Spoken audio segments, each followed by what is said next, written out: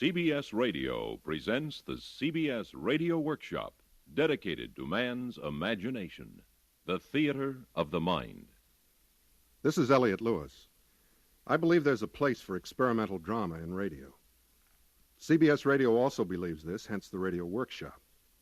The play you're going to hear is such an experiment. It's debatable whether it's too personal an experience. I don't think it is, and CBS Radio has been kind enough to give me the time to find out. Some of you may be offended, some revolted, some excited by the sharing of this experience. At all events, since it is an experiment, and since we'll be dealing with those strange depths in a man's mind called his subconscious, we ask your attention. The play is called Nightmare.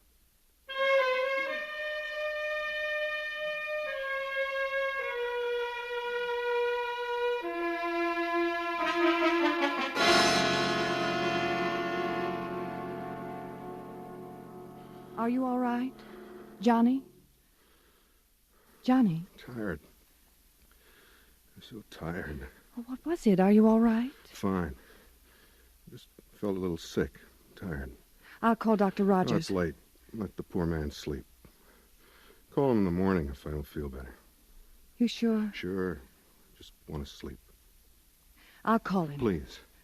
It's all right. Well, come to bed then. You can't sit here all night. I'll be in a few minutes. Just sit here for a while. I'll stay here with you then. No need. I just get a little rest. I'll stay here. So tired. Funny. I'll stay with you. I won't go away. I won't leave you. I'll stay right here.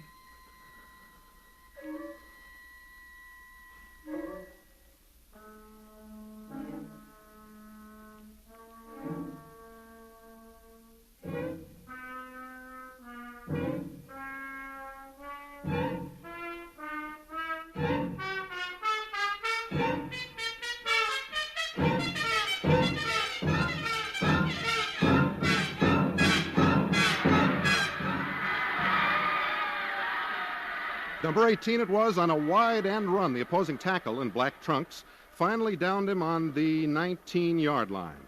And this is a good time to remind you that this is Johnny Scott bringing you the annual Gridiron Classic. That this is Johnny Scott. That's very odd, ladies and gentlemen. There's a man sitting on the far side of the field whose face, he seems to be smiling at something. Perhaps you all know him. He's a tall man, wears a black mustache, has black hair parted in the center and well and carefully combed. He's smoking a cigarette. Perhaps you all know him. There's the play. It's number 18 again, this time diving through his own left tackle. This boy is really tremendous. There, just now, the opposing tackle grabbed number 18 from behind. The man with the black mustache is applauding. Oh, no. The players on both sides have jumped on number 18, and they're hitting him with their fists. The crowd is going wild. This is horrible. People are jumping from their seats into the field to join in, but they're all on one side, all striking number 18, who's lying face down on the beautiful green sod of this lovely stadium. It's a lovely autumn day here in New Falls, and over 80,000 screaming fans are pounding and kicking player number 18. The man with the black mustache, I'm sure you all must know him. The man with the black mustache is standing in the center of the screaming mob. He seems to be directing their efforts. I've never seen anything like this, ladies and gentlemen. There doesn't seem to be anything anyone can do to save number 18. There, just now, the man with the black mustache picked up the quiet form of my father. He slung my father over his shoulder. He's making his way through the crowd. Why is he carrying my father away? Where is he taking my father?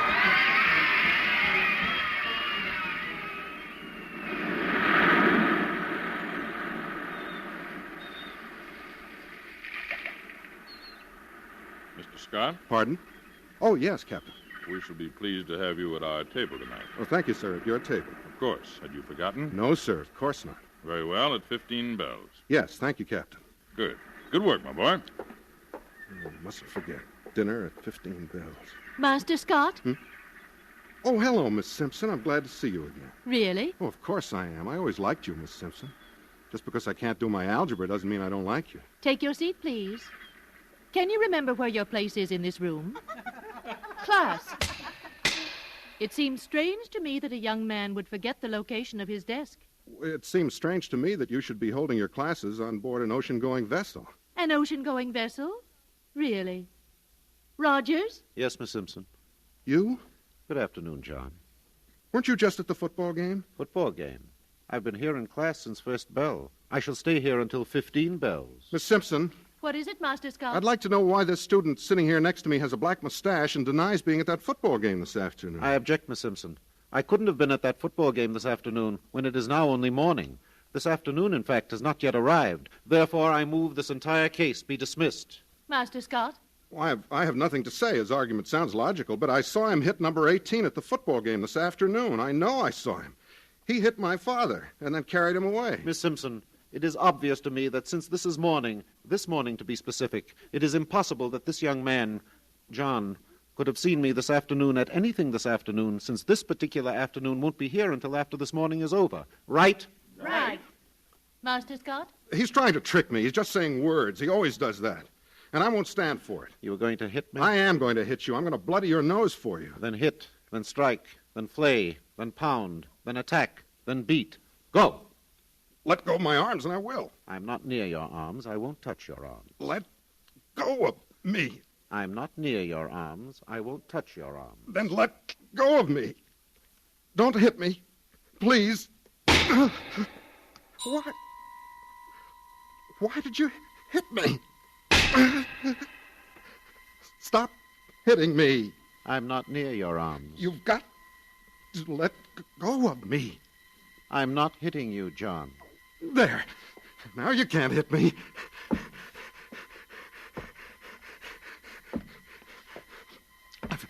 I've got to run faster.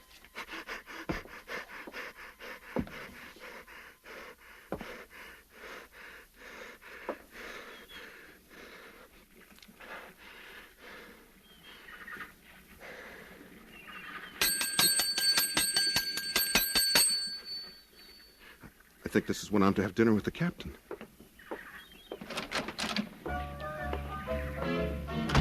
Ah, Mr. Scott.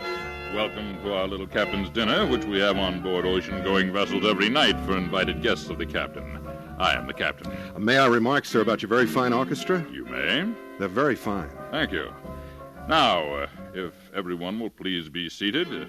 Miss Simpson over there. An apple. For me? Rogers on her left. Right? Mr. Scott Sr. over there. Thank you.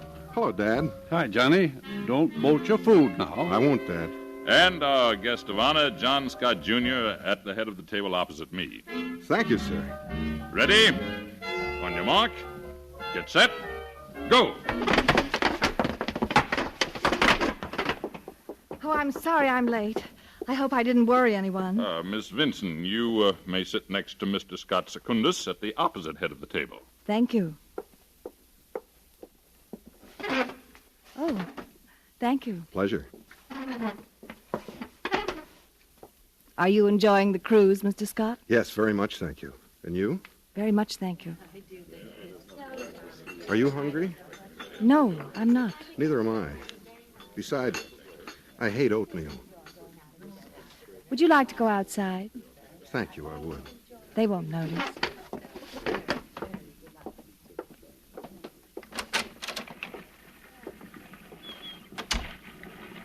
You don't think this is forward of me? Of course not. I've never left a dinner table with a young man before. I'm sure you haven't. And I don't at all think it's forward of you. I think it's very admirable of you. Thank you. There's a man in there, the man with the black mustache. He's not a good man or a kind man. This afternoon, he almost killed a football player during the big game. And then he grabbed me and hit me in the chest. Doesn't he like you? I don't remember him. I seem to know him. Do you know him? No, I don't. I don't think I do. What's his name? The captain called him Rogers. The name is familiar. I seem to remember him. Kiss me. Thank you, dear. I love you so much, Johnny. And I love you, Ruth. I love you, Ruth. That's good. How long have we been married, Johnny?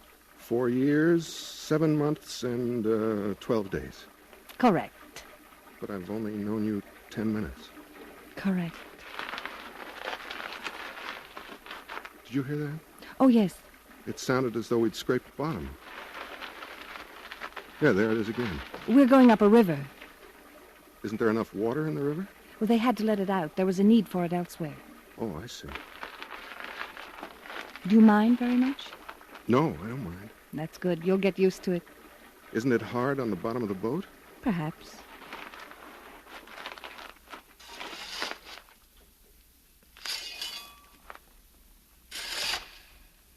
I'm sorry about your father.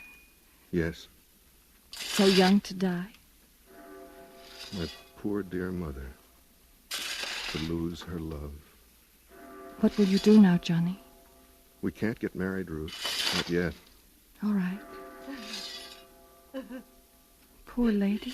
Well, that's not my mother. That's my algebra teacher, Miss Simpson. Poor lady.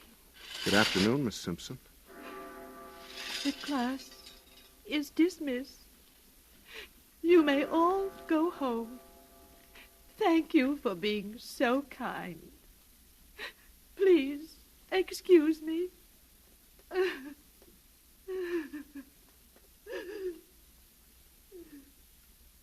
Where were you? What do you want? Where did you go? Why did you go outside? Did you ask me whether it was all right for you to go outside? Don't touch me. I won't touch you. I just want to give you something. Don't. Please don't. Don't hit me again.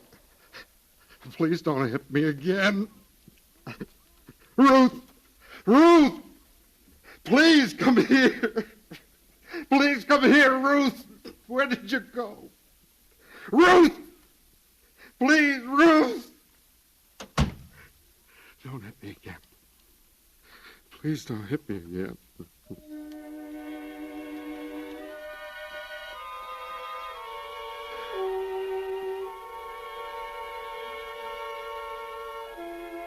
What'd you say, Johnny?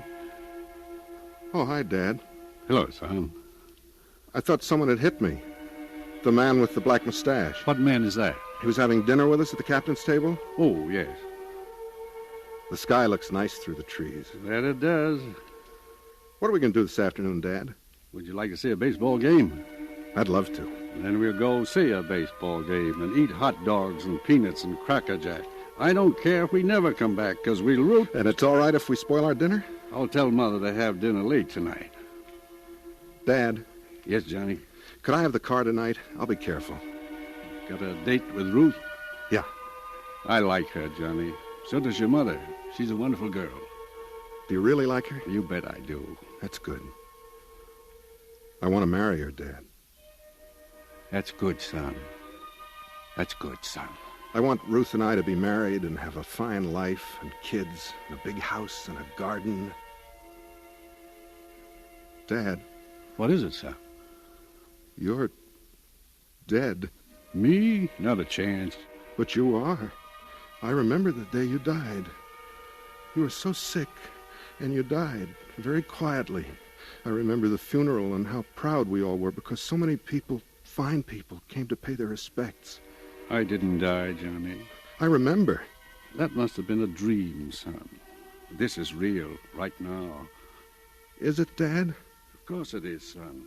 That was a dream. This is real. I can't hear you, Dad. What'd you say? The Yankees are playing today, you know. I can't hear you, Dad. Is something wrong with me? I'll tell Mother to have a late supper.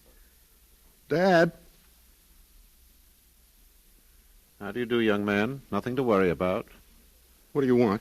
Nothing to worry about, young man. I have an appointment with your father. You leave my dad alone. Now, don't be nervous. Nothing to worry about. Leave my dad alone, I said. Here now. Step back. Back.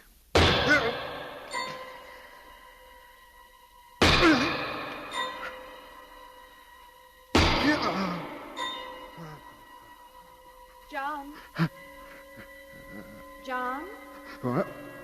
John? I'm all right, Ruth. I'll be all right. It's just I'm lonely. Johnny? Don't go away, Ruth. Please don't go away. I don't want to be alone here.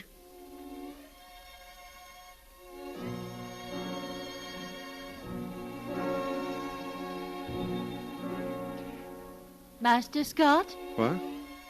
Oh, Miss Simpson. Aren't you going to ask me for the next dance? You'd better hurry. My program's almost filled. See? I only have 18 empty spaces.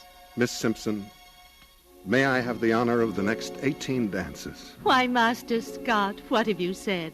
I should be delighted. My arm. Thank you. You waltz beautifully, Mother. They really knew how to waltz when I was a girl. When I was a girl. You're hardly more than a girl now. That's sweet. And very true. When I was a girl, I never had many empty spaces in my dance program. Young John Scott filled out my program for me at all the dances. We had a dance every Saturday night, and young John Scott was my escort. He was a very dashing young man. Was he? We were married, you know. I was Mrs. John Scott instead of Miss Simpson. I know, Mother. He died, you know. I'm sorry. He just died. No one knew why or how. Your father just died.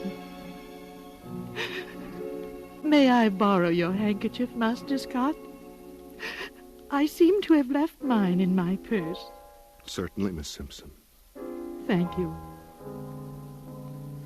You may take me back to my chair now, Master Scott, and thank you for a lovely dance. It was a pleasure. I hope I may have the pleasure again. Thank you. The pleasure was all mine. Good evening. Good evening, Rogers. What are you doing here? I was practicing my samba. I have always held that dancing the samba to a waltz is more interesting than dancing a samba to a samba. Don't you agree? Quite. Please excuse me. I'll join you. Thank you for a lovely evening. This way. Where are we going? We've moved the office. There are some papers on your desk I think you should look over. What kind of papers? Well, various triplicates, duplicate copies, a few scattered originals, and 18 photostats. Well, I'd better clear my desk then. I don't like to have a cluttered desk.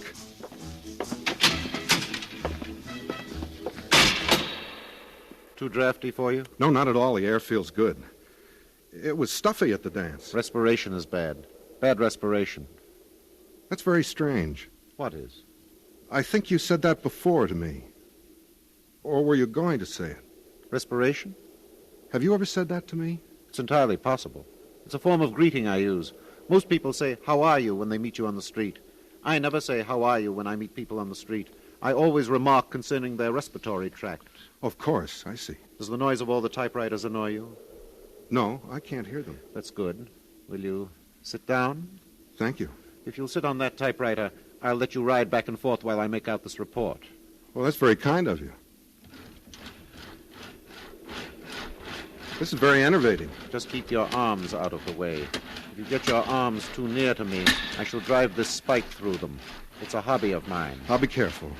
I promised Ruth I'd be careful. You're a very fortunate man being married to Ruth. I think I am. Don't you know you are? Of course I know I am. Then why did you say you thought you were?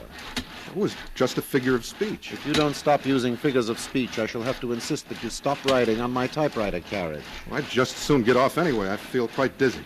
Now wait till I disconnect the superheterodyne.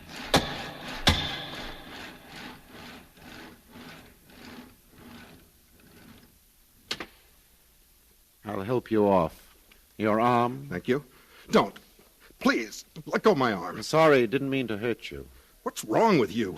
I said I was sorry. What can I say after I've said I'm sorry? Is that your song? No. You didn't write that song? No. Very well. Then we can get down to the business at hand. Will you sign those papers on the desk? Are we allowed to do that? I wouldn't ask otherwise. Your duty is plain. Do it. All right. This is a strange fountain pen. It's the newest model. It's made like a piece of chalk so that it can be erased. Well, that's an excellent idea. Now these photostats. I've never signed a photostat. Just use this camera. Well, that's a good idea. At the bottom, where the coffin is. Where did you get these? I made them out, kind sir. These are death certificates. Very well written, I think. These are my dad's death certificates. Life carries with the joy so many harsh blows. Who are you? You're so familiar, yet I can't... Just lie back now. Don't struggle. Who are you? That's it. Easy does it. Put that hammer down. What are you doing with that hammer? If you'll just bare your chest. Please don't hit my chest. Please.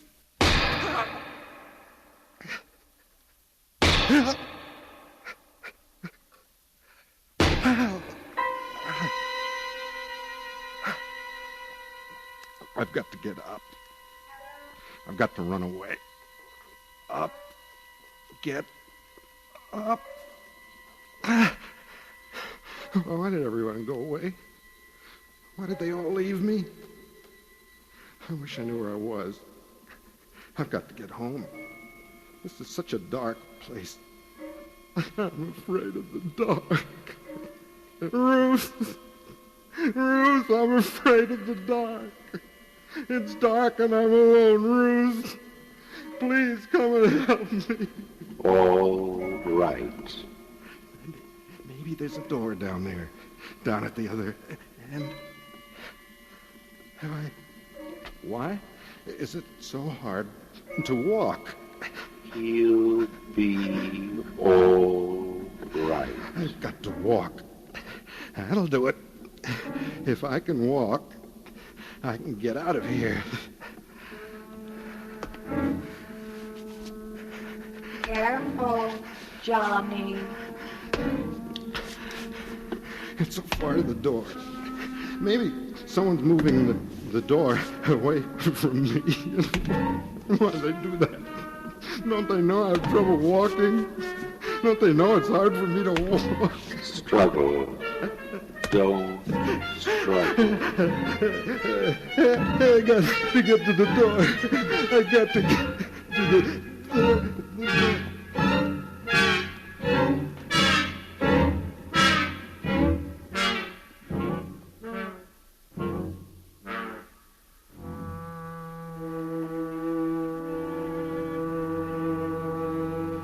All right. He'll be all right.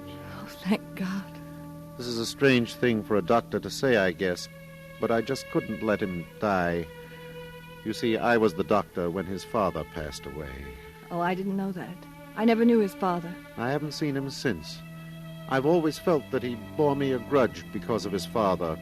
Families very often do that, you know. Are you sure he's all right now? Yes, he's all right. A few months of bed rest. He won't be disfigured, crippled? I can promise you he won't be. Strange. What? He struggled against me, fought me so hard.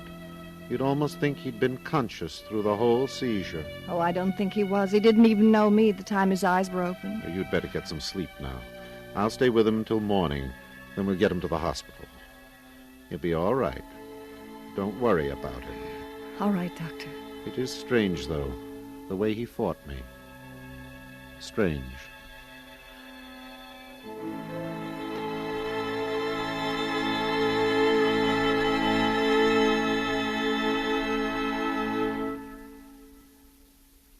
As with all dreams, Elliot Lewis, who played Johnny Scott, also produced, directed, and was the author of tonight's Nightmare.